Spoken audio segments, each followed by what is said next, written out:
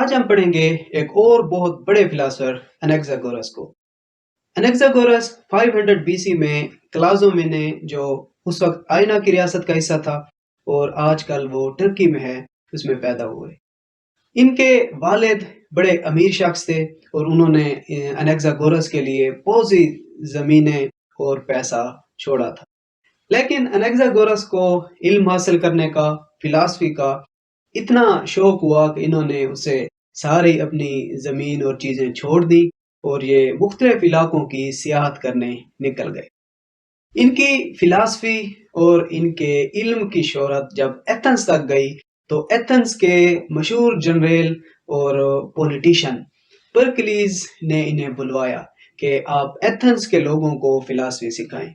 تو انیکزاگورس ایتھنز چلے گئے اور 30 سال تک انہوں نے ایتھنز کے لوگوں کو تعلیم دی۔ ان کے شاگردوں میں پرکلیز خود تھے، یوریپیڈیز اور مشہور زمانہ فلاسفر سوکریٹس کے استاد آرکیلاؤس بھی ان میں شامل تھے۔ تو یہاں سے ہمیں پتہ چلتا ہے کہ ایتھنز جو اگلے 1000 سال تک سینٹر آف فلسفی تھا، اس تک آخر فلسفی پہنچی کیسے۔ لیکن جہاں انہیں ایتھنز میں بہت زیادہ شہرت حاصل ہوئی تو وہاں یہ بھی ہوا کہ ان کے جو فلسفیکل کنسیپٹس تھے ایتھنز کے مذہب کے ساتھ وہ ٹکرا گئے۔ ایتھنز کے لوگوں کا یہ ماننا تھا کہ چاند اور سورج یہ ہمارے خدا ہیں، لیکن جب انیکزاگورس نے یہ کہا کہ سورج اور چاند یہ بھی اسی چیز سے بنے ہیں جس سے ہماری زمین بنی ہے، تو ایتھنز کے لوگوں میں شدید نفرت پیدا ہو گئی اور پرکلیز کی حمایت کے باوجود انیکزاگورس کو 2 آپشن دیے گئے کہ یا آپ چپ چاپ موت قبول کر لیں یا پھر آپ ایتھنز چھوڑ کر چلے جائیں۔ تو انہوں نے پھر اپنی جان ہی بچائی اور ایتھنز چھوڑ کر یہ چلے گئے۔ 428 بی سی میں ان کی ڈیتھ ہوئی۔ انیکزاگورس نے جب اپنی فلسفی کو بیان کرنا شروع کیا تو ان کے سامنے اس وقت 2 کنسیپٹس تھے۔ ایک تو ملیزین اسکول آف فلسفی تھا، جن کا بنیادی اصول یہ تھا کہ ہم چیزوں کی مذہبی ایکسپلینیشن نہیں لیں گے بلکہ ہم ایک مٹیریلسٹک ایکسپلینیشن چیزوں کی قبول کریں گے۔ دوسری طرف ایلیٹک اسکول آف فلسفی تھا، جن کے بیسک پرنسپل یہ تھے کہ ہمیں جو ہے وہ میٹا فزیکل ریئلٹی یا آنٹولوجیکل جو چیزوں کی ایکسپلینیشن ہے اس تک پہنچنا ہے۔ انیکزاگورس نے ان دونوں کے خیالات کو اپنی فلسفی میں استعمال کیا، مگر اس کے ساتھ ساتھ ان دونوں سے وہ کچھ ڈائیورٹ بھی ہو گئے تھے۔ مثلا چاہے وہ ملیزین اسکول آف فلسفی ہو یا وہ ایلیٹک اسکول آف فلسفی ہو، دونوں کم و بیش اس بات پہ ایگری تھے کہ کوئی ایک چیز ہے جس نے اس کائنات کو بنایا ہے، یعنی دونوں زیادہ تر جو تھے وہ مونوئسٹ فلاسفرز تھے۔ انیکزاگورس نے یہاں پہ یہ چینج کی کہ انہوں نے کسی ایک چیز کو ریئلٹی ماننے سے انکار کیا، اور ان کا یہ موقف تھا کہ ریئلٹیز ایک سے زیادہ بھی ہو سکتی ہیں، اور اس چیز سے آغاز ہوا فلسفی کی ایک نئی پیراڈائم کا، جسے پلورلزم کا نام دیا جاتا ہے۔ پریویس فلسفیز میں ہم نے یہ دیکھا کہ ایمپیڈیکولس کا یہ خیال تھا کہ 4 چیزیں ہیں جو کہ چیزوں کی کریشن کی ذمہ دار ہیں، مثلا ہوا، مٹی، آگ اور پانی۔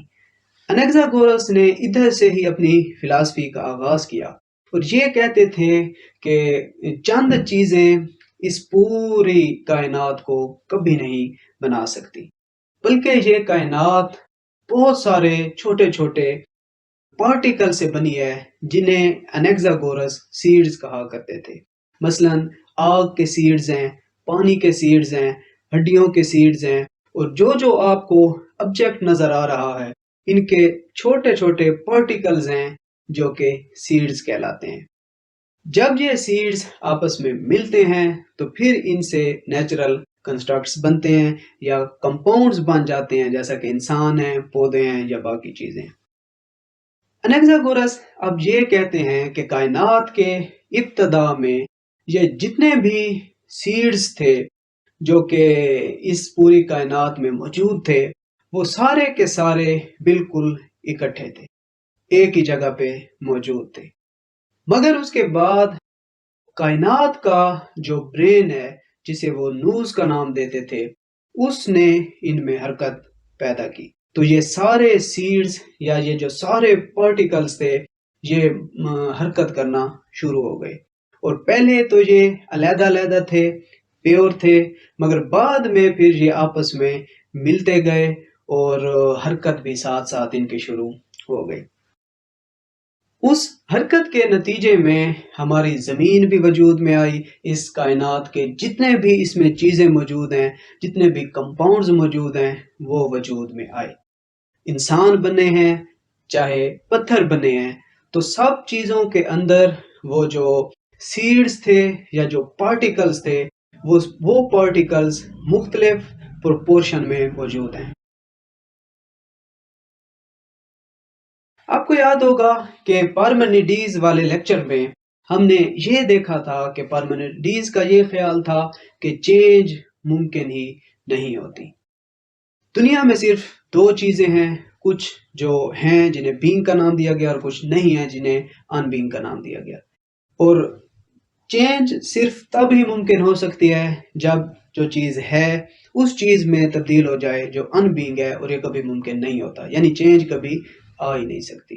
تو دو طرح کی چیزیں پارمینیڈیز کا خیال تھا ہوتی ہیں، ایک یا تو کریشن ہے، اور چینج تب آئے گی جب یہ کریشن ڈسٹرکشن میں تبدیل ہو جائے، تو یہ تو کبھی ہو نہیں سکتا، تو اس لیے چینج بھی نہیں آ سکتی۔ اب انیکزاگورس نے اس کریشن اور ڈسٹرکشن کو چینج کر دیا دو پروسیسز پہ۔ ایک کو وہ کہا کرتے تھے کہ مکسنگ کا پروسیس ہے، اور دوسرا پروسیس سیپریشن۔ تو جو وہ انیشیل سیڈز تھے جن سے یہ کائنات کی ہر چیز بنی ہے، تو جب یہ آپس میں مکس اپ ہوتے رہتے ہیں، تو جو آبجیکٹ ہمیں نظر آ رہے ہیں یا یہ جو کمپاؤنڈز ہیں، یہ بلٹ ہوتے رہتے ہیں ان کی مکسنگ سے، آپس میں ملاپ سے، اور چیزیں ہمیں نظر آنا شروع ہو جاتی ہیں۔ اور جب سپریشن ان کی ہوتی ہے تو اس کے بعد چیزیں ریڈیوس ہونا شروع ہو جاتی ہیں، اور آہستہ آہستہ وہ چیزیں غائب ہو جاتی ہیں۔ لیکن چینج کہاں پہ آئی؟ کہیں بھی نہیں آئی۔